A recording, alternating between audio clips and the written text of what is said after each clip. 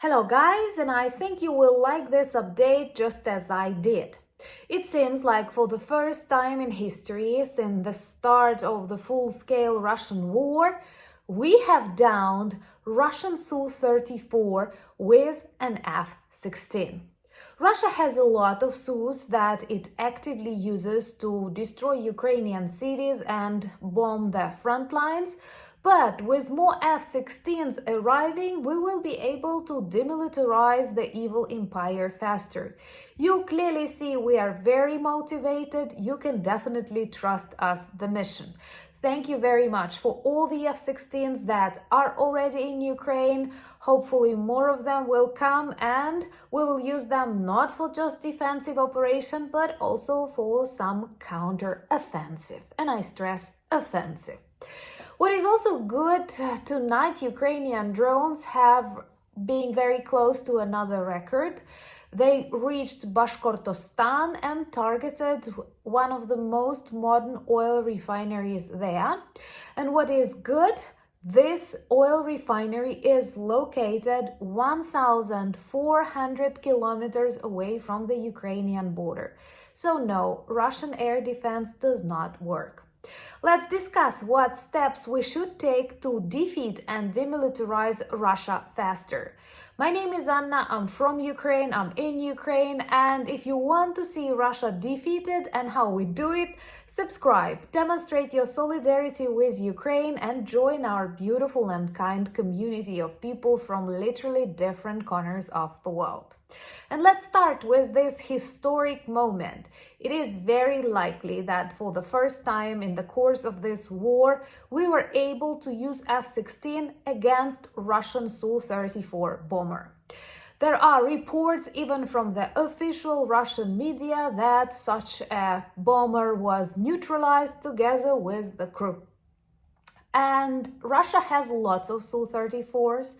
We may say this is their major bomber, that we all know how bad it is for Ukrainian people and Ukrainian territories. They actively use them. The one destroyed was painted black. Yes, they paint them in different colors for them to operate in different skies. So those painted black are most likely from Voronezh or Rostov military airfields.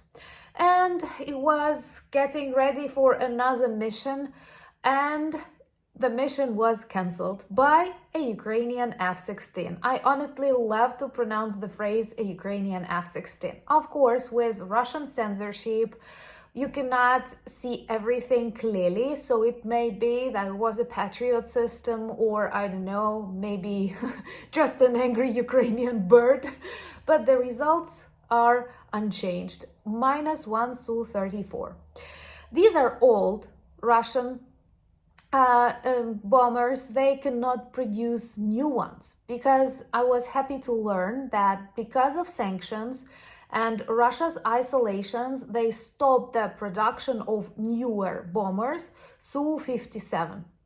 What is also cute, we have destroyed one of very few Su-57 in summer while it was in Astrakhan military airfield, and that military airfield is also quite far away from Ukraine.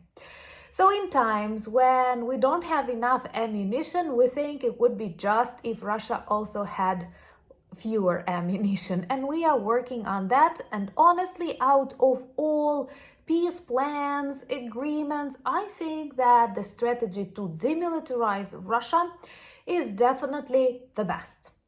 And it would be very just to allow us to neutralize their ammunition depots, their military airfields, storages of their artillery shells, because you clearly know they don't use it legal, they don't use it normal, they simply destroy a nation of not that bad people. Trust me, I'm Ukrainian.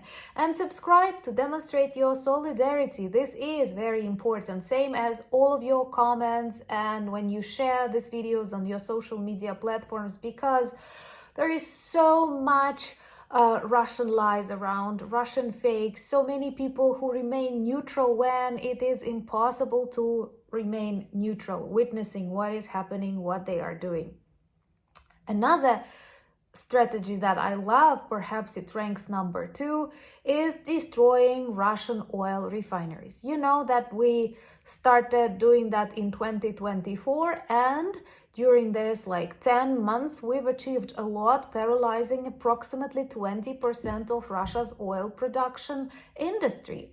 And Russia is very dependent on oil and gas because it's not the country of innovation, services, or products. It's the country of raw materials, dig and sell economy, as many of you beautifully describe, and they are very dependent on the export potential of oil and gas, and with minus 20%, that's a lot.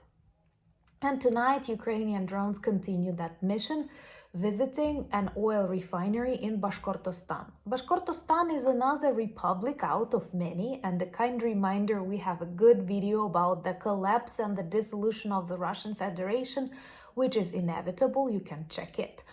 So Bashkortostan is one of these republics that one day may independent, and don't be afraid, they will trade oil for better prices with you. And in Bashkortostan, they have a very modern oil refinery and Bashneft. Sounds like Bashneft, I don't know. It's definitely not like a classical Ruski Mir territory. They have different language, they have different history, different traditions, and you simply know nothing about them because of Russia that hides everything, erases identities, bans people from using their own language, and it's not just for 10 years or 20 years, it's for centuries. Trust me, I'm Ukrainian. This war lasts in general for 300 years, and we have to win it this way. We don't want to pass it on to future generations of Ukrainians.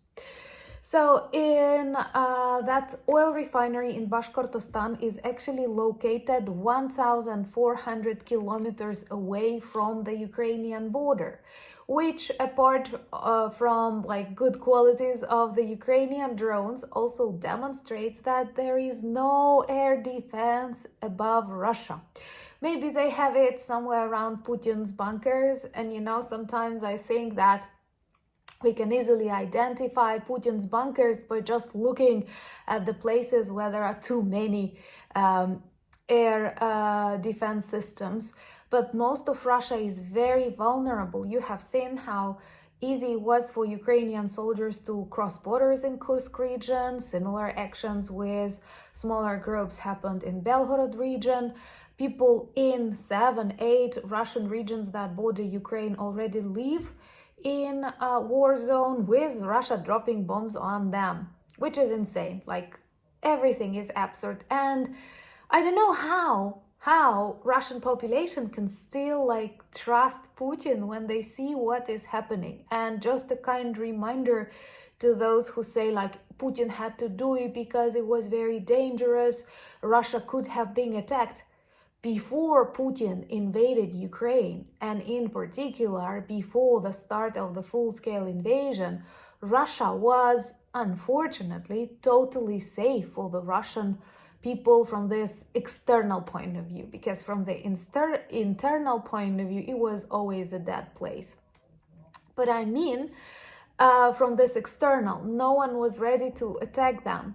But right now, with Putin's special military operation to demilitarize Ukraine, he actually militarized Ukraine, and now he has war in many regions of Russia, in Belgorod, in Kursk, in Voronezh, in Rostov, in Krasnodar, in Lipetsk. And I'm just not thinking, it's not prepared list, there are more. And Bashkortostan tonight.